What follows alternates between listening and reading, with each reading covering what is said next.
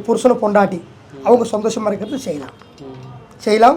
தொழிலில் இம்ப்ரூவ்மெண்ட் ஆகிறதுக்கு, தொழிலில் டெவலப் ஆகிறதுக்கு சொந்த தொழில் செஞ்சுட்டு இருப்பாங்க நிறைய பேர் ரொம்ப கம்மியாக இருக்கும், டெவலப் கம்மியாக இருக்கும். அவங்க நல்ல முன்னேற்றம் வர்றதுக்கு, தொழில் முன்னேற்றம் ஆகிறதுக்கு செய்யலாம். ஒரு வெளிநாடு போகணும். நிறைய பேர் விசாக்கு ட்ரை பண்ணுவாங்க.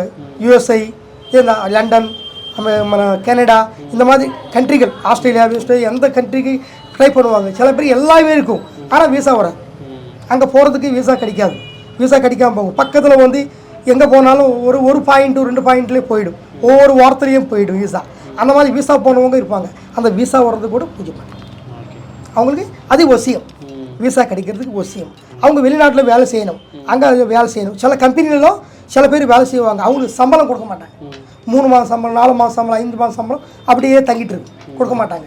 அவங்களாம் வருவாங்க நம்மக்கிட்ட, சுவாமி இந்த மாதிரி சம்பளம் கொடுக்கலையே சுவாமி, எங்கள் குடும்பம் எப்படி சாப்பிட்றது, எப்படி நாங்கள் செலவு பண்ணுறது எப்படி வரலன்னா, அந்த மாதிரி இருக்கிறவங்களுக்கு கூட அந்த கம்பெனியில் பணம் வர்ற மாதிரி நான் நிறைய பேர் செஞ்சு கொடுத்துருக்கேன். அவங்களுக்கு பணம் வந்து அவங்க குடும்பம் சந்தோஷமாக இருக்கும். சுவாமி லக்ஷ்மணராஜ் குருஜி அவரை நீங்கள் பண்ணீங்க, ரொம்ப நல்லா இருக்குது, மனுஷாந்தியோடு இருக்குது, நான் சந்தோஷமாக இருக்கேன்னு எங்கள் மட்டும் வந்து தேங்க்ஸ் சொல்லி அவங்க சந்தோஷமாக காணிக்கை கொடுத்துட்டு இந்த அம்மாவாருக்கு சுவாமிக்கு காணிக்கை பண்ணிவிட்டு கொடுத்து போவாங்க. நிறைய பேர் அந்த மாதிரி இருக்கிறாங்க ஐயா. இதுதான்